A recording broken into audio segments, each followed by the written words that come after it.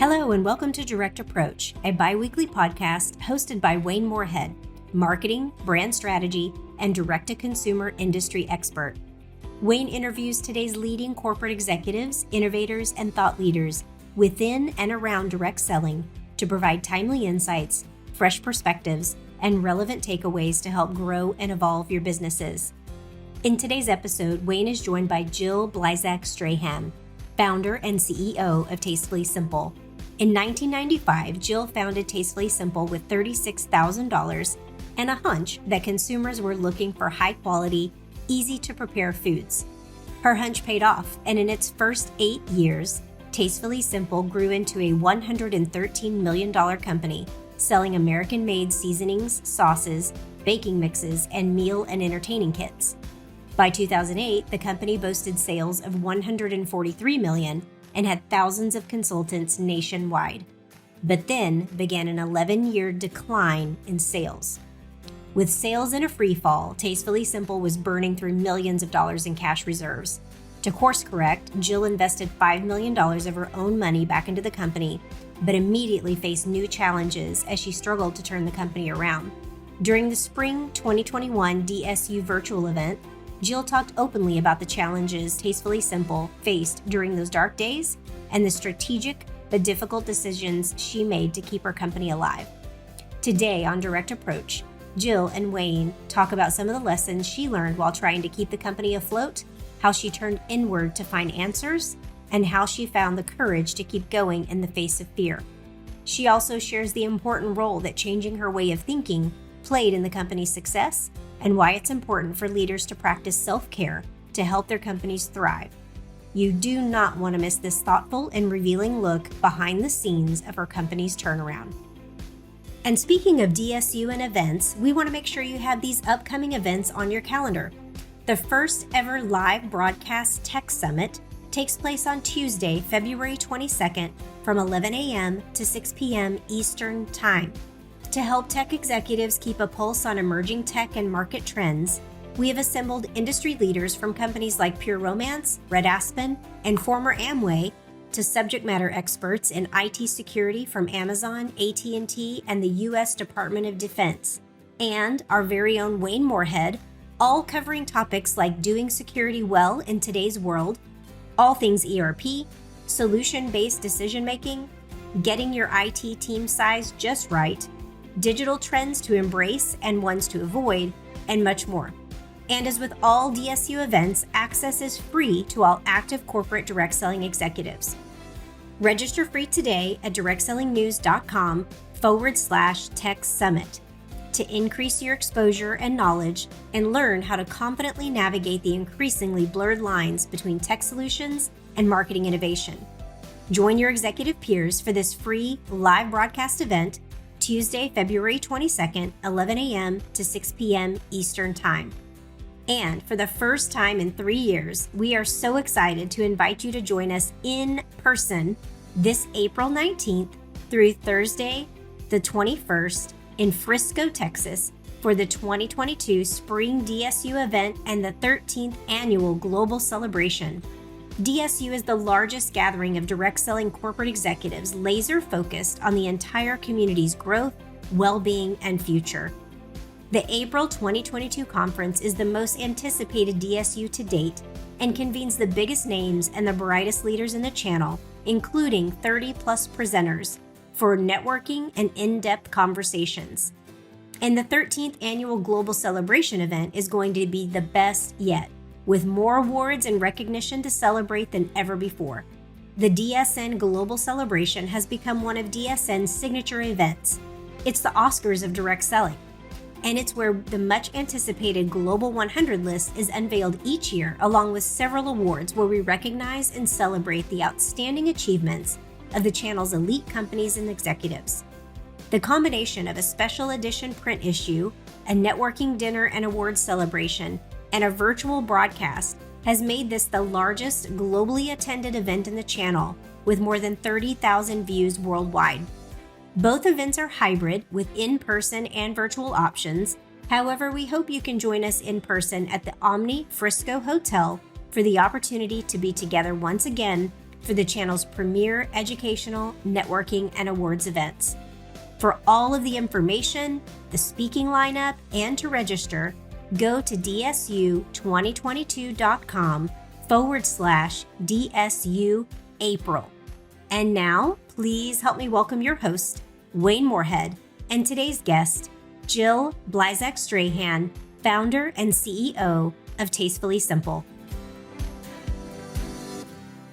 Hey, everyone, and welcome to another episode of DSN's Direct Approach podcast. I'm your host, Wayne Moorehead, and I am super excited to be joined today by the founder and CEO of Tastefully Simple, Jill Blashack Strahan. Jill, thank you so much for being here.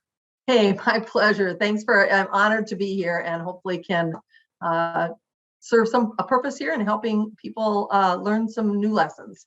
Absolutely. I've learned so much. Your last DSU presentation was such an incredible learning experience for me. I took an incredible amount of notes, and I'm excited to dig in a little deeper on that today. I think your story and the Tastefully Simple story is so important for everyone in direct selling, regardless of tenure or title. I think there's a natural tendency to focus on companies that burst onto the scenes and generate this, hyper growth, and, some even reach this unicorn status. But I feel like there's not enough conversation around the companies that, after a growth cycle hit some speed bumps or some rough water, and then return to growth. And this is where I think the real learnings and strategy are, because I think it's that second growth cycle that really has to be earned. In comparison to, some of those that burst onto the scene, it's catching lightning in a bottle and they don't know exactly kind of what or why or how they got, this incredible growth.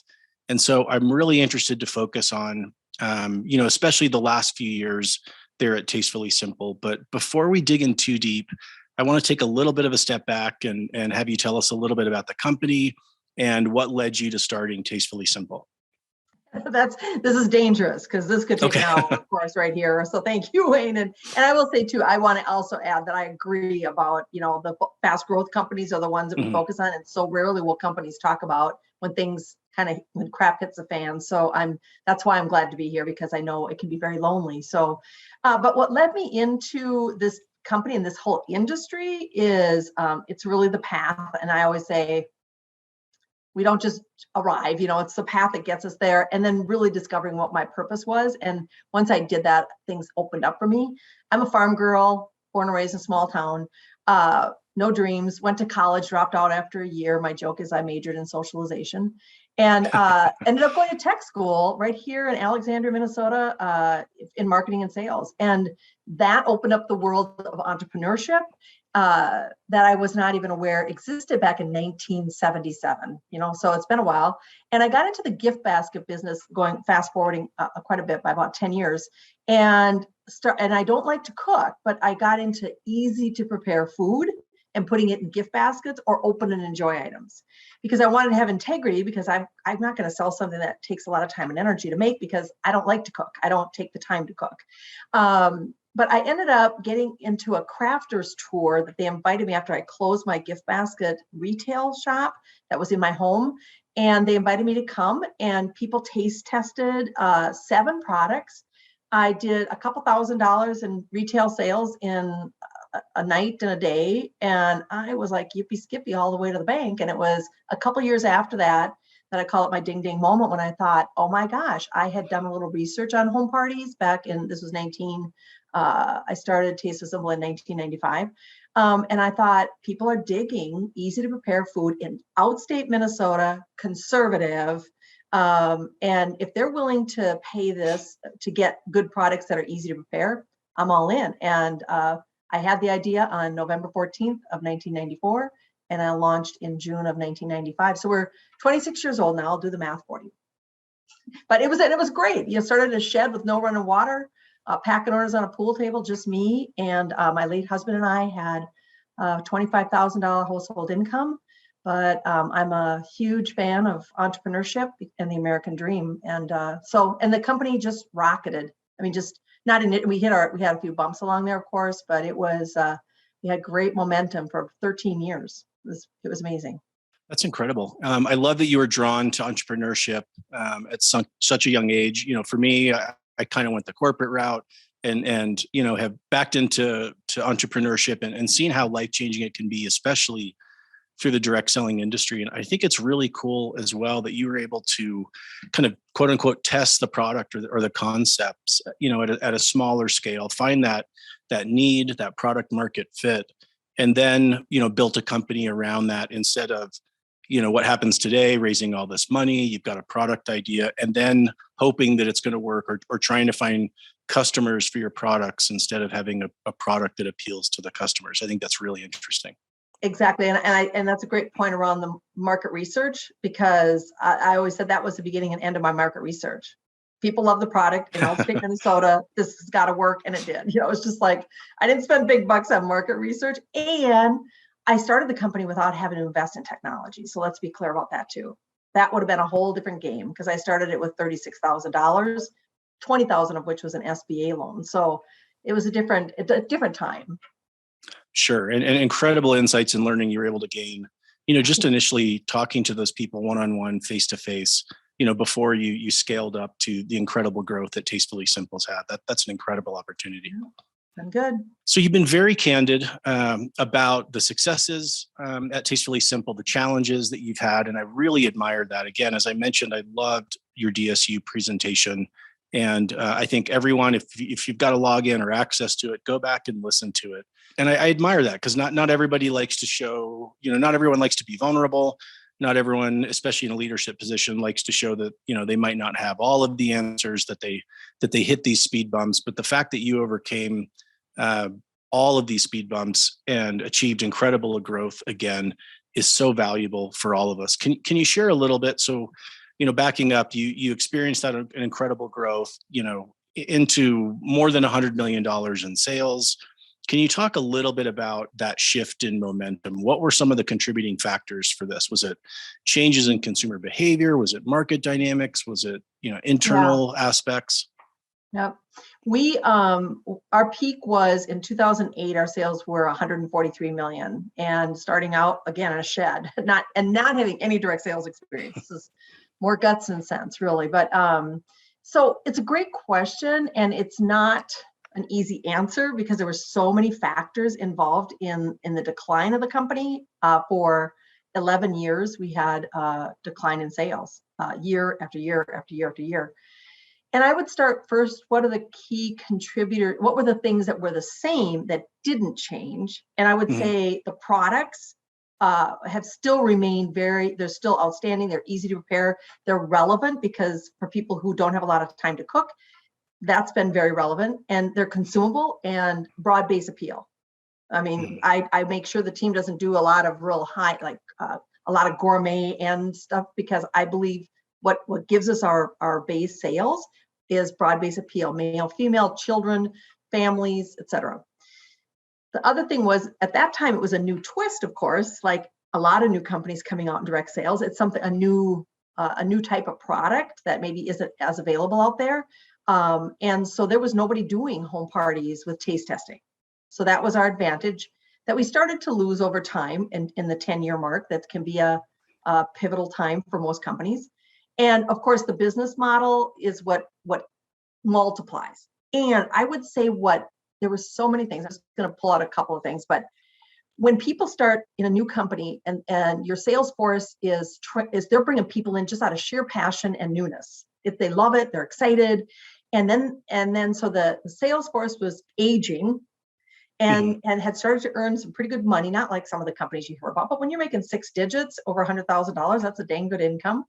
And I think leaders start to pull back more. They're happy where they are. They're not hungry. And What is it? Patrick Lencioni talks about, who you really want in your company is that they're hungry, humble, and smart. Get people who are hungry first, and then humble, so they're willing to learn, and smart. And we were all figuring it out together. So I would say that in terms of what imploded and it wasn't an implosion, because it was just, it kept just dropping and dropping and dropping, is people weren't sponsoring as much anymore. They weren't doing as many tasting parties. I think after 2008, and I don't have any data to support this, but after the recession and people didn't have money and they lost their savings, they went back to get more full-time jobs. And I don't think they wanted to take the risk in owning a business as much, but you could prove me wrong on that in a heartbeat. But coupled with where we were at in our life cycle too, it just got bad. And then we start trying new things and different approaches.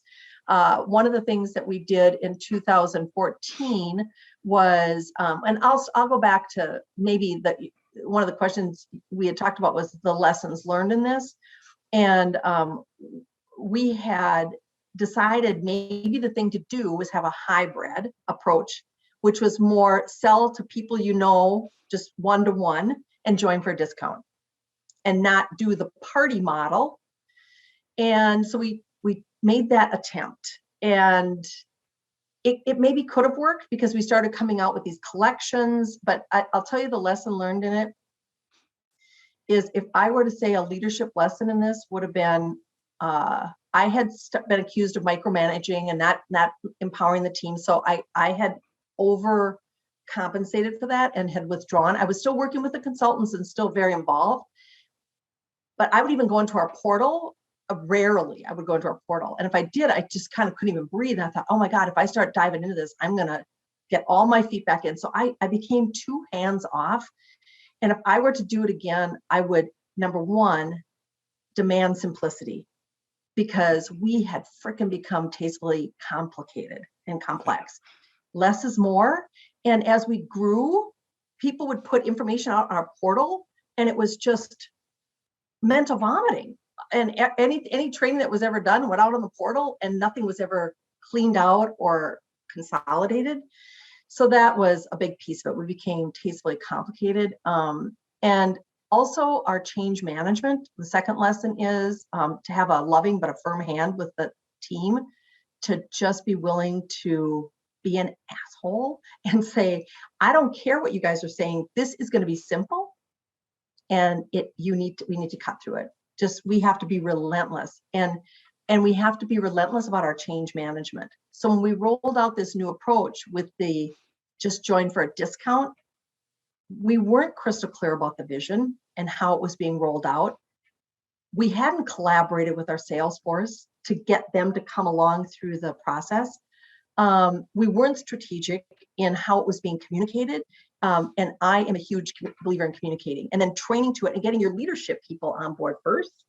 So we had the declining sales, for like 3 or 4 years. And then we came up with this new model, and oh my gosh, it was just a cluster. Our average sales productivity dropped between 2014 and 2016 by 24%, plus lost tons of leaders and, corporate rating from other companies and that kind of thing. So there's more there, but. Yeah, no, that's really helpful and really interesting. There's a couple of things I want to circle back on. So one, you talked about maybe you stepped away too much, and that is a really hard balance as a leader to make. How much do you empower? How much do you decentralize? And how involved should you stay? Does your role change as the company reaches new heights and a new life cycle? But it's really interesting that you realize that your involvement, you're the visionary, you're the founder. You still needed to be in touch with the field, in touch with the business. And so I think that is such an interesting balance to try to strike of, how involved, and that pendulum always swings. It's all, you're going to start very involved. You're probably going to pull back. And I'm sure over the years, it's been several times that you've become more involved or even less involved. The other is around communicating with the field. And I do think that one of the most important assets that we have is attention. It's the distributor's attention. It's our consumer's attention. And we always feel like the more information, the more things going on, the better for them. Let's keep them informed. And that's another important balance to strike. You do want to keep the field informed and engaged, but it's so easy to overwhelm them. I've been at so many companies where the leaders call in and just beg, like, slow down the communication calendar, slow down the cycle. And I think especially in a growth phase, you talked about that complexity where, simple equals speed, in a lot of times. And as you add more complexity, you're inevitably going to see a slowdown. I think there's some really important learnings there. One of the things you talked about was that as you scaled for growth, you're looking at the projections and the forecast and your trajectory. you're seeing, okay, we're going to be 200, 300, 400. So you have to start building the infrastructure and the team there at HQ to support that growth.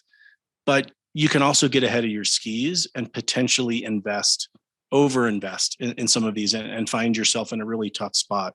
And you've talked about the importance of kind of finding that balance as well, to continue the balance metaphor across 3 different points here.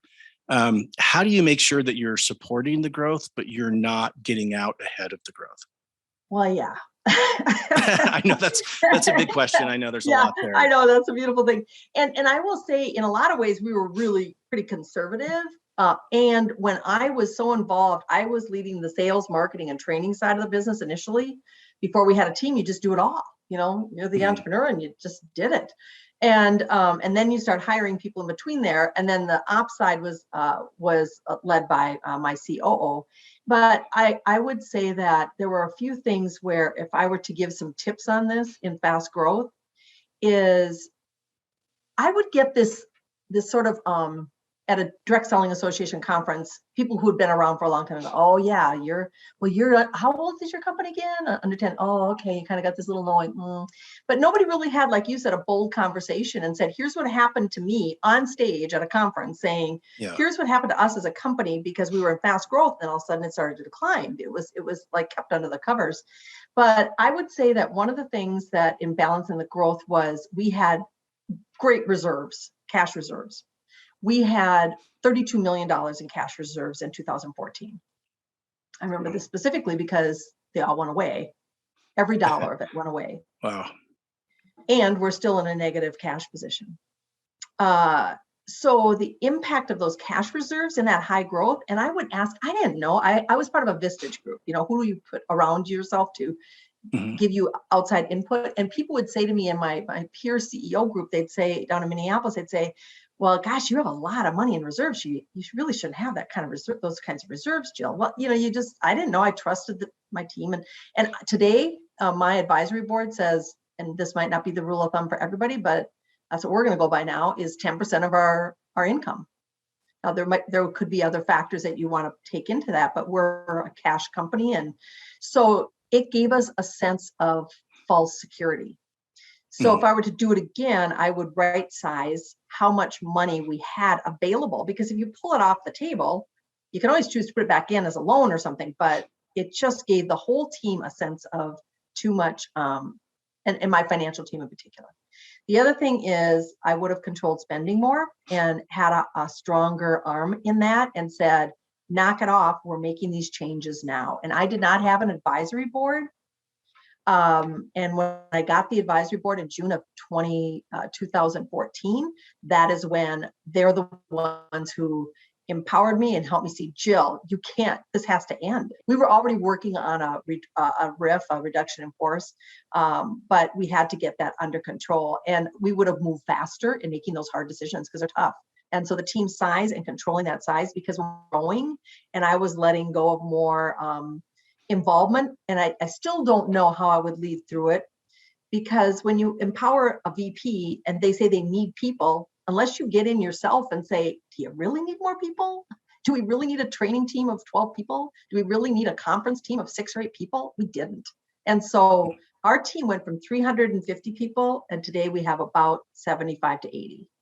And we're still around, and we're still able to get it. Now we're starting to hire more as we go through this process.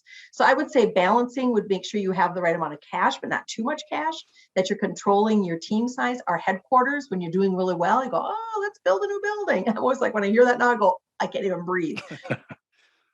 And we bought, we built it. We didn't lease it. I mean, we had another company I owned that owns it, but it's dangerous. And I don't know what the balance is. I ended up investing my own personal money into the company and made an investment. And, we can talk more about that too, if you want, but. Yeah. So that gets back to, again, like, how involved should you be? What are the areas that you really need to kind of keep an eye on? And what are some of the ones that you can kind of empower or give a little bit more reins?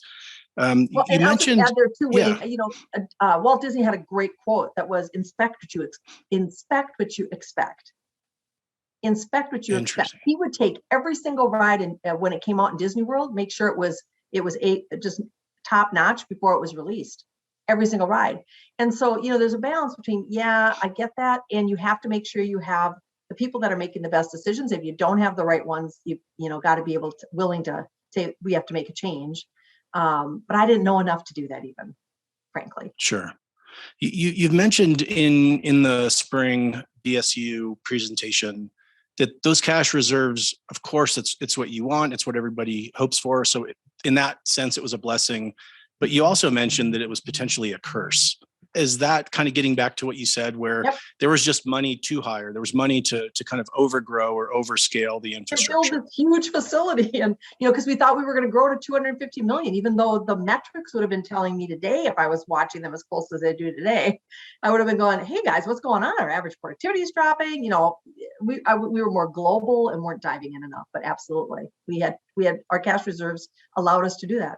So Jill, during this time, as a leader of the company, you had to be under immense pressure, and the responsibility really fell to you to kind of rally the troops and focus on, all the different constituents, whether it was your distributors, customers, the employees, and even your family. So you spent so much effort and time thinking about others, caring for others. What did you do to care for you during that time to keep your tank full?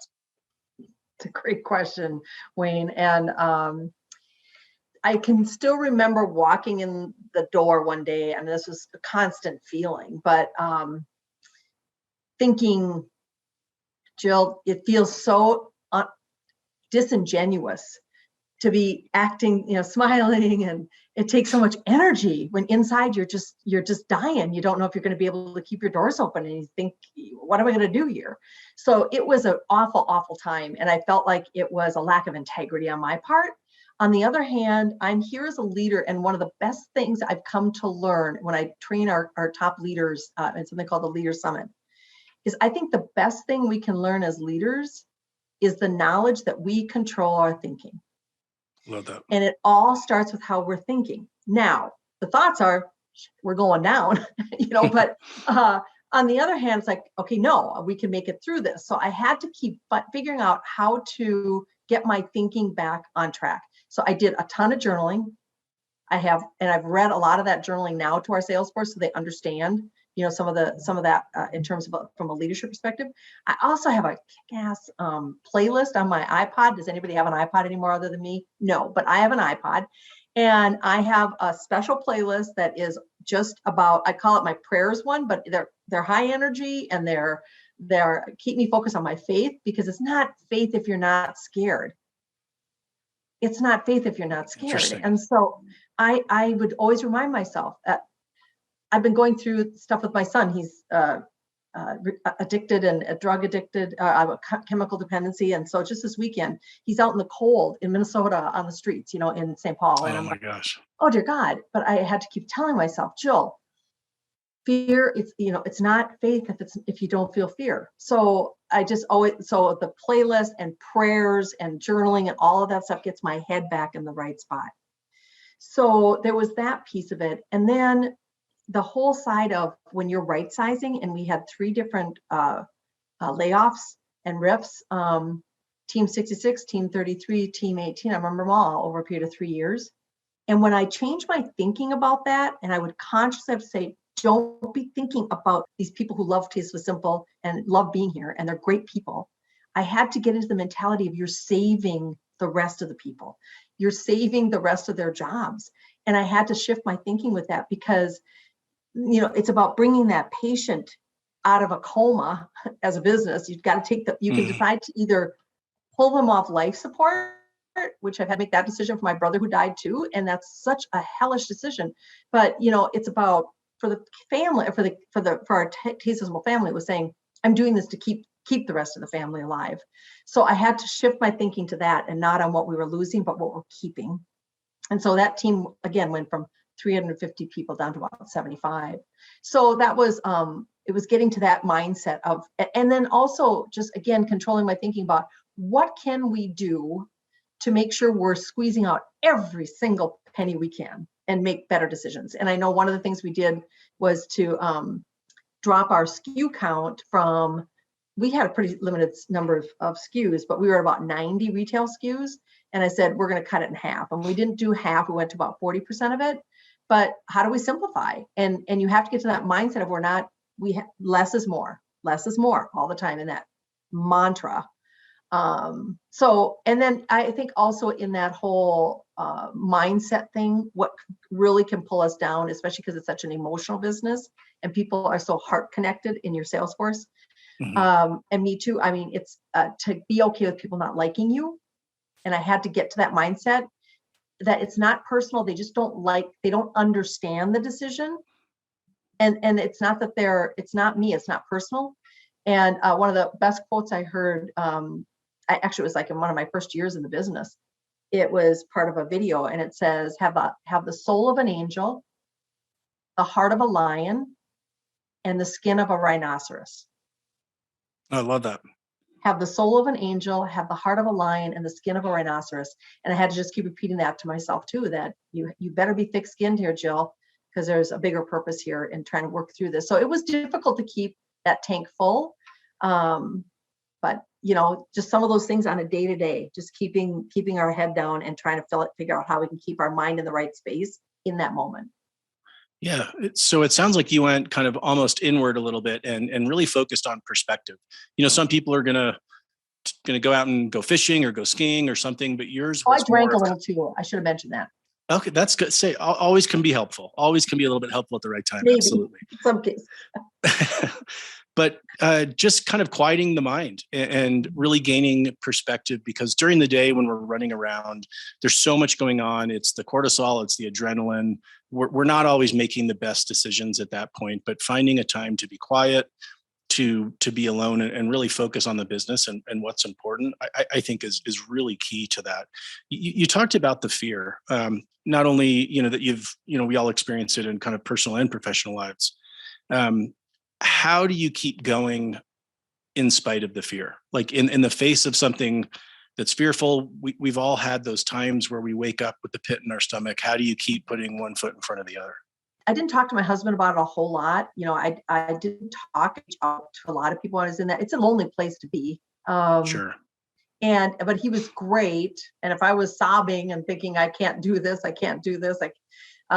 he would help me center. And I think being able to reach out to those trusted people is good. But again, I would go back to the journaling thing. If I couldn't get because I'm very ADD-ish in my mind is always going in 1,000 directions. And so it helped me, again, to your point, quiet, just get it down on paper. So I would wake up in the middle of the night and journal if I had to get clarity about what was going on for me mentally.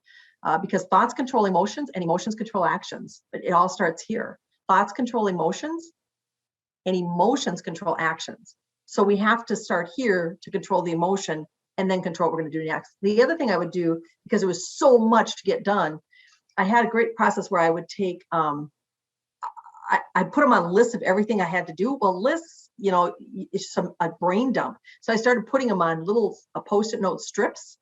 And I would take a piece of paper and I just put on the piece of paper Monday, and I put the strips of what I thought I could get done Tuesday. And then if I had to move them, I could just move them from day to day.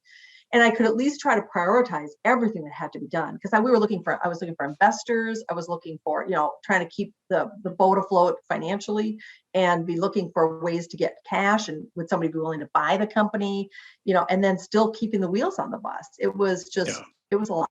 Interesting. I want to circle back on another leadership message you were just talking about. So you've mentioned a couple of times the importance of having outside people that you can go to bounce ideas off of, to get perspective, to get input. How did you go about building that? You said you joined another CEO forum. Are a lot of the people you go to outside the organization? Do you also have a group of trusted people within the organization? Where does some of that best and clearest perspective come from for you? Mm-hmm. Yeah. The advisory board, again, very helpful. They're outside the industry. They're not, I don't have anybody on my board from the direct sales space, which was part of why we entered into some new channels. I just felt like if you get too close to the direct selling space, you don't get above it to look at other options. Yeah. But the advisory board, my Vistage group of other CEOs, I didn't, and I guess I called Joe on a couple occasions, Joe Mariano at the DSA level. And I would reach out to a few of my peer CEOs, but I was I didn't know a lot of people that had been through it and survived in direct sales, that had turned around a company and survived. So it's really hard to go to somebody that hasn't been through it as a peer company. So I didn't utilize that a whole lot, but I would say it was mostly the advisory board and my Vistage group were the primary ones. That's great. So it seemed like there was kind of this defining moment. And I think it's centered around kind of some of the journaling and thoughts that came from that, where you had to decide, do I move forward, or, do we start kind of unwinding all of this? And you pulled everybody together and you created an amazing strategic plan, and you made a lot of tough decisions and a lot of strategic decisions. I'd love to kind of talk about some of the things you did that were really effective in kind of creating that growth cycle. And you said that it's tough to speak to people that haven't gone through this. If you look across the direct selling landscape, the companies that have lasted as long as yours and even longer have all experienced these points in their life cycle. And the ones that last are the ones that go through exactly what you did and come out the other side. And they've proven themselves, they've established a really strong foundation. They've been able to prioritize what's important and what's not. And so I'd love to kind of go through this list. One of the first things you mentioned is you invested your own money. That had to be a really hard decision. After multiple years seeing a decline, what made you say, you know what, this is still there, and I'm going to put my own money into this and make it happen?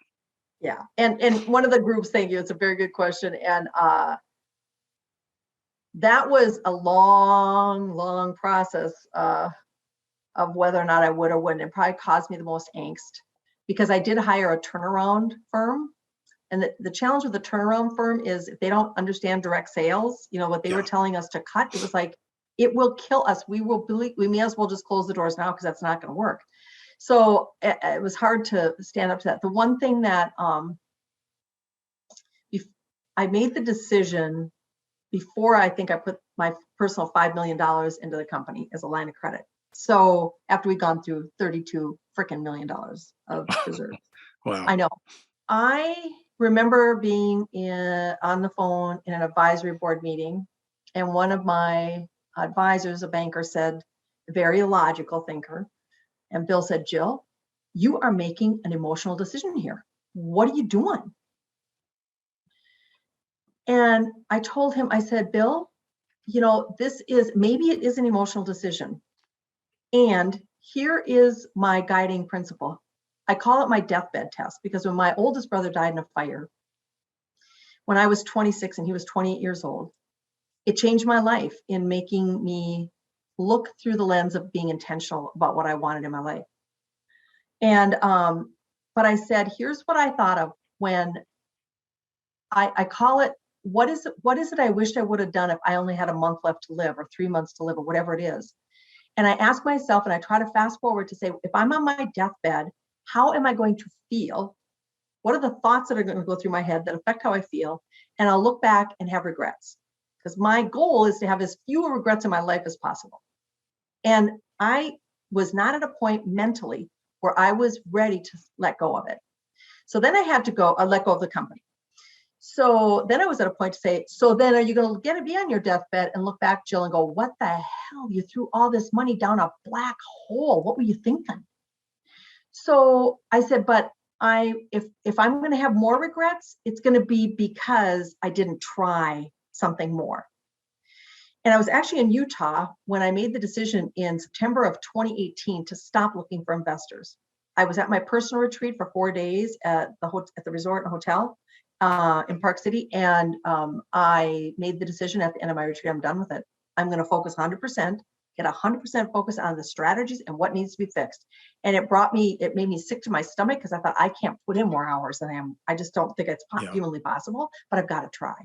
But I asked myself with the deathbed test, would I regret it if I didn't do something more? And so that's a personal journey for everybody.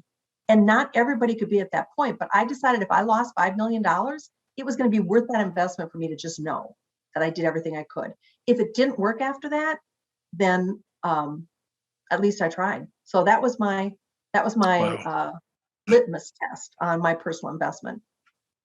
I think that's a really incredible perspective and lens to use for decision making, especially as a founder, and not just in business but in life. I'm a huge fan of Stoicism, and there's this philosophy called memento mori, which is really reflecting that you may die one day, and so make all your decisions based on. You might not. You will. Let's be clear. Not may. You will. You will. So basically, it's. The Marcus Aurelius said, you could leave life right now. Let that inform what you do and think and say. And so I think that's a really interesting principle to apply to life. And it's also important to know when to apply that filter, which are the most important moments in business and in decision, and which are the ones where maybe you don't have to put it all on the line, but you as the founder, really, it was up to you whether the company was going to move forward or not. So I think that is such a powerful filter to use, the deathbed filter. I'm gonna steal that if that's okay. Yes, I think that's really absolutely. interesting. So the next thing you did, you talk about the importance of developing a strategic plan, and a really, really focused one. We've all gone through this process. We do it every year, and some of them end up being 30 and 40 and 50 pages long. You took a really interesting approach where you got where you got it down to a single page. Can you talk about that process? We actually did that because that was somebody else I pulled in that was outside of my strategic advisory group, but he had been with Pillsbury and General Mills for many years and turned around a division of General Mills. John Machuzik. And John came in 2014, met with us, and we came up with something called the Plan to Win. And he made us and we had always had some pretty good strategic planning, but this brought us to a whole new level. So for several years, we had our Plan to Win, which was a stolen name. Somebody else was already using that. It wasn't original. But what was great about it is you just decide what are the top 3 to 5 biggest initiatives you have, and then 2 or 3 bullets under it of what are the tactics to get you there. And then who's accountable and when is it going to be accomplished? And that accountability was awesome because I wasn't good at holding my people accountable to who was doing what. So when you ask me about leadership lessons, that would be one of them, is to be okay with that accountability and have it in writing like that. So then maybe 3 years ago, Traction, I hired a Traction facilitator. He's actually on his own now. He's not part of Traction, but he has he has a little different way of going about it. We have our own version of this, but it's what we now call our GSD, which stands for Get Done. And it's the same process, but I wanted to rebrand it for the team internally because the Plan to Win was kind of our survival days. And I wanted this to be about moving forward.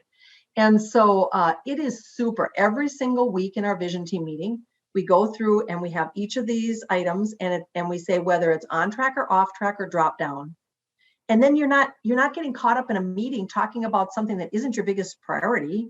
And you're keeping your meeting really focused. Now, those meetings can still get really long because we also bring in our game plans when people are giving strategy updates on what their project is that they're working on. And we might move dates, and that's okay. You put the date in pencil and the tactic in pen if you're really committed to it. But you can change the deadline if you need to. So that has been really a good thing for us. And each month in our all team meeting, we go through that GSD and those key projects. We share it during All-In Day in January. And every single meeting, every month, we give them updates on where we are and why things moved. And we also give updates to our consultants on the ones that we can. Sometimes there's a strategy that they don't understand yet, so we wouldn't divulge that. But it's been a great process.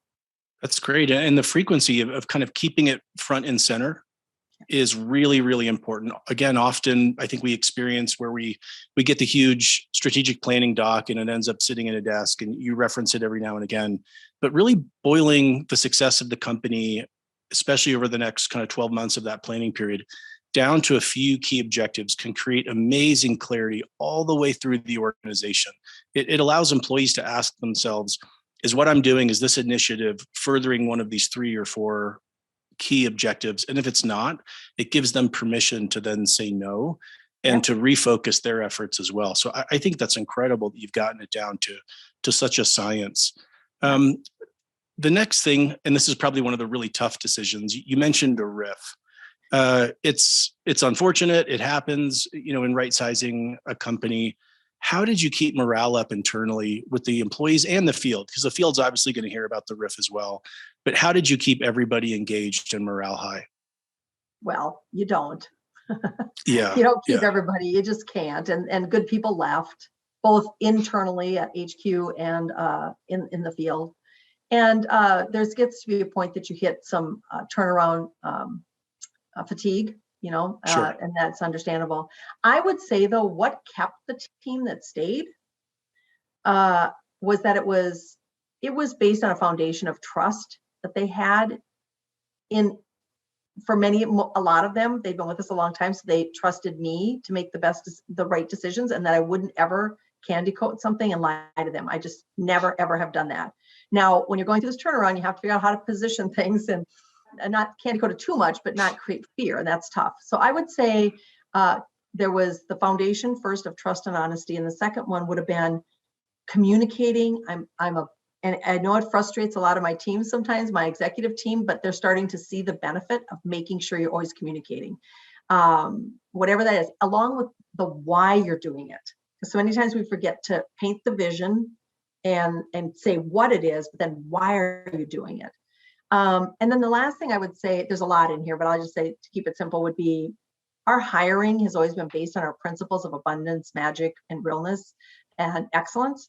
And we hire to that. It's in our questions. Give me an example of a time you've been you've told someone you reserve the right to get smarter, or you've strived for excellence, or you get the joke. So we have a very loyal, passionate, collaborative team because they were hired to meet those principles. And Wayne, they had no raises for 7 freaking years.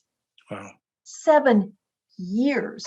We had no profit, and we did not give raises, and they stayed. I mean, so they're the bedrock of the company right now. That's so incredible. It was a blessing. I know. And I think that's the importance of the why. People will stay if they are engaged in the vision, if they bought off on it and make it their own. They'll stay through the tough times. They'll stay, without raises. And those are the people that are even more committed, that can help take you to the absolute next level. So I love that you help to focus on the why, and because there's so many operational and probably tactical elements in a turnaround, that the why can sometimes get lost. Mm-hmm. And the stories, and always sharing a story or a video or something that gets them to connect back to their head and their heart and change and gets them recommitted. Because every Alti meeting, I'll share stories, especially during that time, of consultants who were having success, or why, and because they all love the industry too. Our HQ team, they were more committed they wanted that feeling back again. And that was part of why I didn't want to give up on the company either. I felt like this team deserved to come through this with a win. Yeah. And this year is the first year that we came back to giving them, we call it our own PPP. It's our profit plan. I forget the name, but now I should probably remember my acronym. Process people. No. That's no, another that was, okay. The PPP is like what during the COVID, when you got money, they get money when we hit our profitability goals. And so this is going to be the first time they're going to get a bonus based on our profitability, which we've been profitable now for 2 years. And our EBITDA was up by 35% and this year. So it's been, we get to start rewarding those people who stayed with us. That's incredible. So next, you moved to really focus and simplify the business. What are some of the things you did? I know it kind of related to the portfolio, to even your channel strategy, and kind of the focus, product versus opportunity. Can you talk a little bit about some of the ways that you helped to really simplify and focus and make sure that those limited resources were going to those efforts that would be most effective? Mm-hmm. Yeah, I think the biggest change we made was in 2017, I think it was, when I announced we're getting back to, I think I started doing it already in 2016, but 2017, we're going back to an entrepreneurial focus, that our people have a business. This is not an MLM kind of company and just selling to get your neighbors involved. You're entrepreneurs, regardless of how much money you want to earn or how big you want your business to be. So doing that was huge, but that took a long time to get everybody back on that. But now, over the last couple of years, we've gotten good traction on that. So I would say the strategy was around, first, cutting every possible expense. Second, getting laser focused.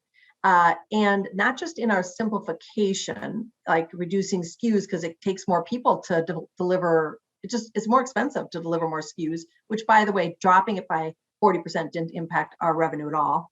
But also we ended up relooking our strategies and saying, what else can we do that diversifies us and not just be direct sales?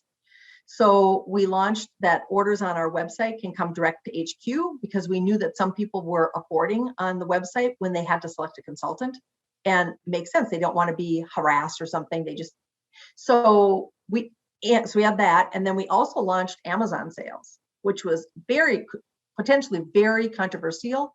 What I've learned is I think I have a gift in knowing how to work through change management and collaborate with people, and slower is faster.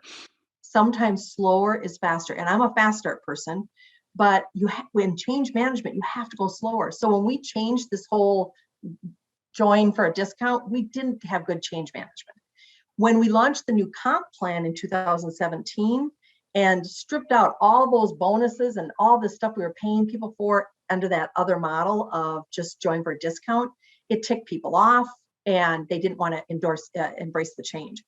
So in that change management, then coming with Amazon, it's like, oh my gosh, how are they going to embrace that? But I have learned now how to really slow the team down to make sure that we're moving through that change management process in a way that people are starting to embrace it. And you pull in the influencers first.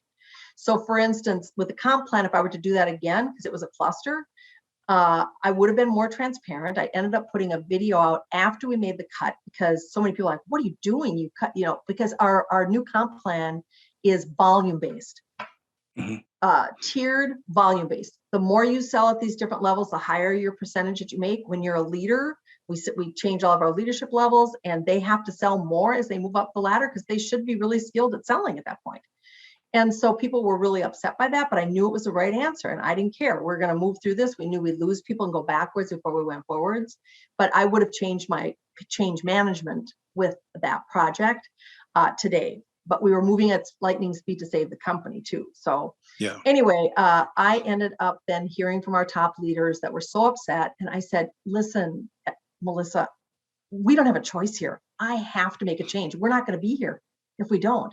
So I ended up getting on a video back to all the leaders and saying, guys, all consultants, and said, here's the deal. And I wasn't quite that forward with everybody saying we have to close our doors, but I alluded to it, that it's either this or nothing. And we have to make these changes. So if you can stick with us and see how it works and give it a try, it could be a good thing. And it has been. It's been awesome. A lot of people are starting to replicate it now in the direct sales business with a tiered compensation plan. That's incredible. And it seems like that was kind of the last major part of your strategic plan, were those changes in the compensation plan. Never easy to do, but vital to a company's survival.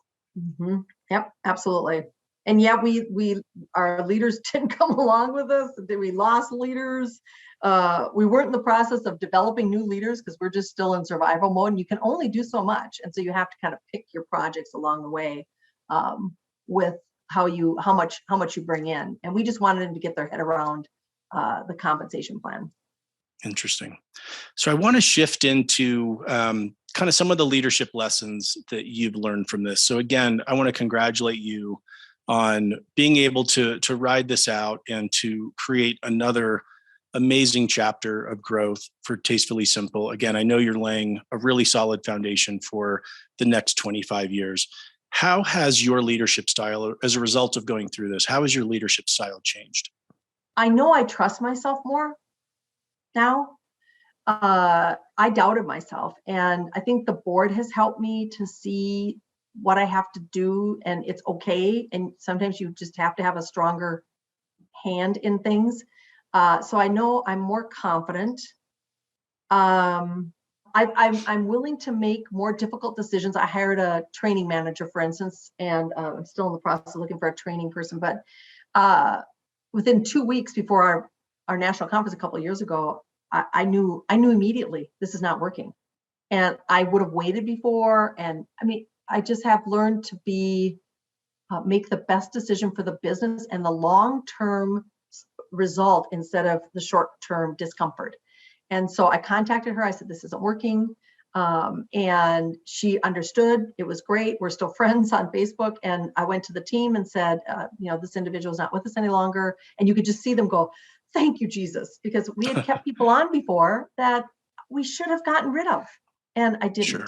So I would say I'm more, I'll make harder decisions faster too.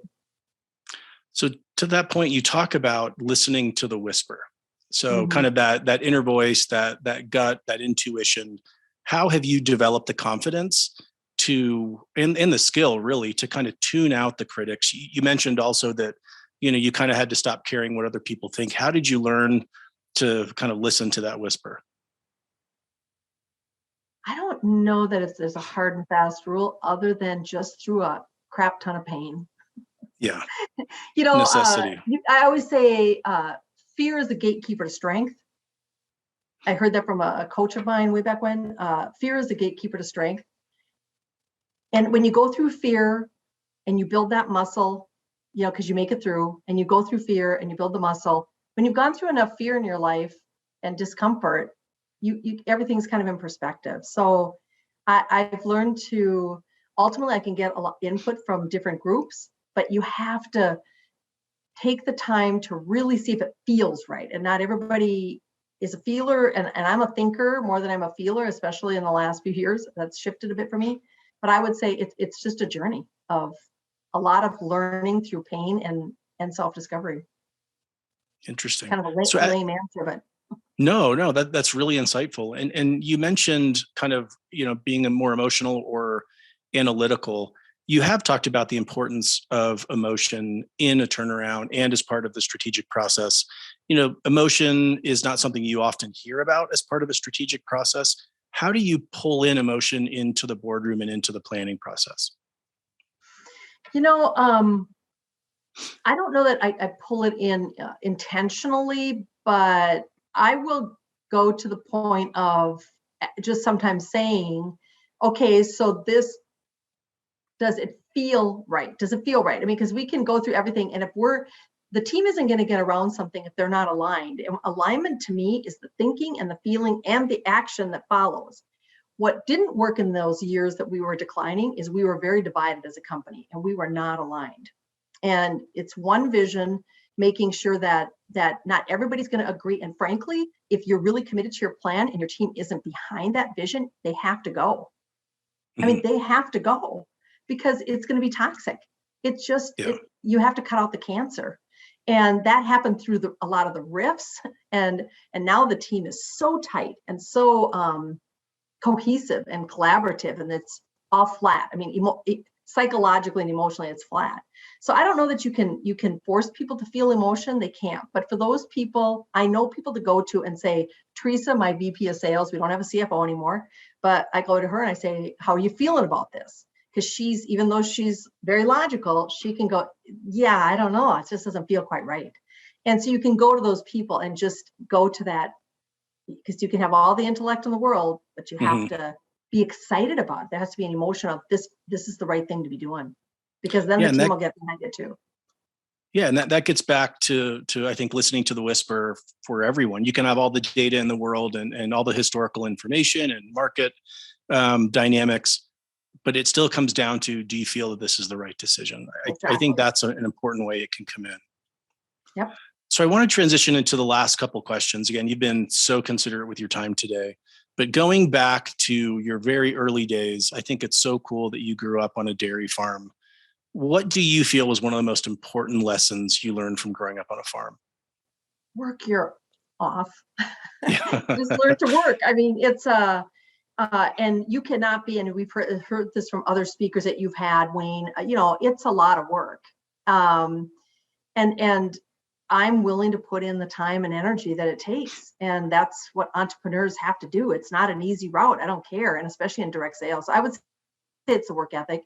And then I would say there's a kind of a what I would call a grittiness that is important. And then along with that, as a farm family, and I was in a town population of 300, and I had 18 kids in my graduating class. So coupled with being a dairy farmer's daughter, outstate Minnesota, is I can really relate to the real world of people. And I think sometimes when we get too corporate and we make more money, especially, we lose touch with the mass majority of people that don't make money, and they make very little money. And the impact that we have in the business, or understanding how people are intimidated, or they're not confident, or, I think that whole, so it's not just farm family, which is a part of it, but it's also the value of being from a small town like that. And also knowing the importance of having a sense of community and a sense of belonging in a small town. If stuff didn't get done, if you didn't all work together in a small school, things didn't happen. So I would say it was a combo platter, if you will, of dairy farmer's daughter and very small town USA. That's great. So, well, that empathy that you developed and the grit and tenacity certainly served you well in your incredible leadership role. The last question I want to ask you is, somewhere in direct selling, there's a CEO out there who is wrestling with exactly the situation that you went through and, again, came out of the other side really successfully.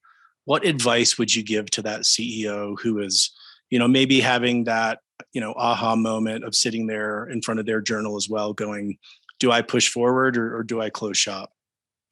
Well, first off, I would encourage you to, at any time, if you're in those dark moments, to reach out and contact me, because I know how lonely it is and how difficult it is. So I will say that, number one. Number two, and I've talked to other people that are struggling now that are reaching out more. And I said, to me, I had to be crystal clear about why I was willing to fight and how far was I willing to go. Because I said, I'm not going to put in more than my $5 million.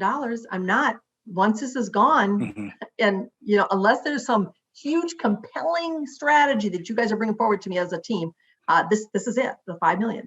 But I will say too, what made me willing to fight is I went through with my turnaround advisor, and I knew he was not in favor of me. I think he really wanted me to just close my doors, but he went through something called the Optimal Business Decision Matrix. And it's an Excel spreadsheet where you rate what's most important to you. Long story short, I ended up, not when I first did this grid and this process and this matrix, but afterwards I redid it again. And I learned that my number one thing that it was important to me and why I was willing to fight was because I wanted to save the Tastefully Simple brand. Our team had worked their butt off, as had I, to just develop the brand. And to see it die and not exist anymore just killed me. It just killed me.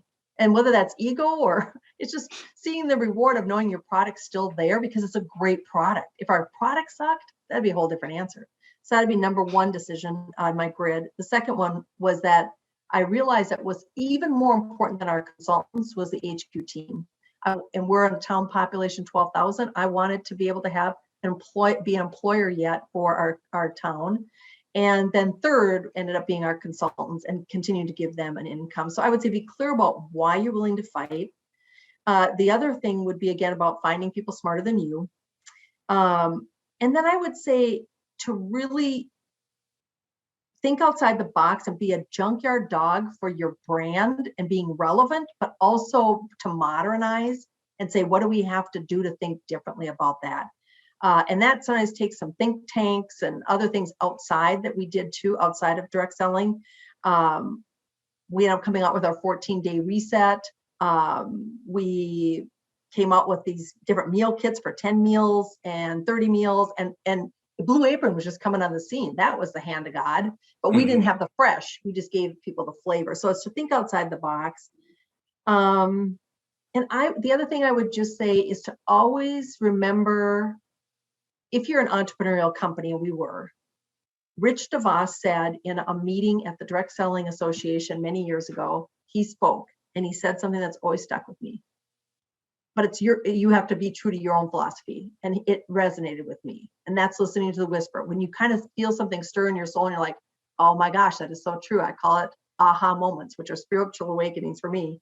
And Rich DeVos said this, the short version, founder of Amway, said he realized that there were 4 stages in business.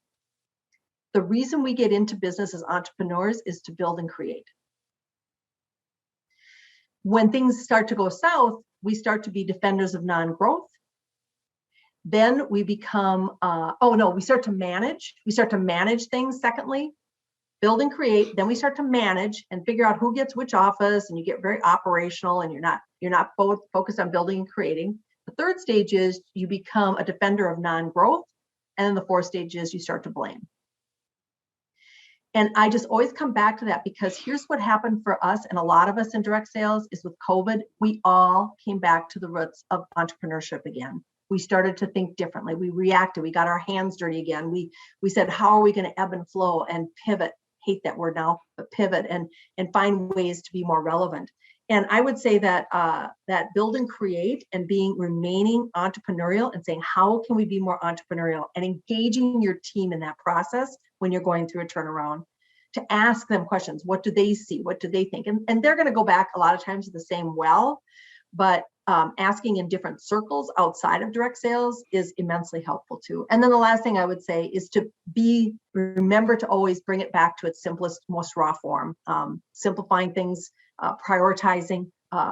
We set a priority and we changed it, because I was going to focus in on leadership, and I thought, no, we need to change that. And we ended up going to one of our first priorities when we started to grow again, was getting focused on the new consultant and how are they being onboarded and what is that business blast off kit. But we prioritized and we said, that's number one, because who's going to bring somebody into the business if it's complicated? I mean, you're not going to want to sponsor either. So it's just this perfect storm. So there's so much I would share in this, but I've had a lot of leadership lessons, to your point, Wayne, in saying, what would I do differently today, given what I've learned? And in life, we don't learn our lessons when we're in the moment. We always learn them and be retrospective. So, but feel free to reach out to me if you're going through rough waters, and just to cry on my shoulder if you need to. That's amazing. I appreciate you sharing that. And thank you for your time today and bringing all of us as part of this look back today and sharing these incredible insights and lessons that you've learned. Congratulations to you and your team. I know how difficult it can be, but all of the work, all of the effort, all of the insights really paid off. And I know, not just for Tastefully Simple, but I think through this message that you're sharing, a lot of other companies and people are going to be able to benefit from this experience as well. Thank you for inspiring us with your story and being so candid about everything. It's really refreshing. It's not often that we talk about some of the things that we did today, but it really means a lot to all of us. So thank you for helping all of us to get better. My honor. And I just want to say too, hand to God, we had a lot of prayer going on at Tastefully Simple, and that helped flow us through too. Absolutely. So thank you, Absolutely. Wayne. I'm honored. Appreciate it. Thank you, Jill. Thank you for tuning in. We invite you to subscribe to the podcast to be the first to know when new episodes are available. Visit us at directsellingnews.com, follow us on social, and sign up for the VIP community. And also, don't forget to register for the upcoming Tech Summit and the DSU Spring events. To register for the Tech Summit, visit directsellingnews.com/Tech Summit. To register for DSU, visit dsu2022.com/DSU April. Thank you for listening and supporting DSN and the Direct Approach podcast.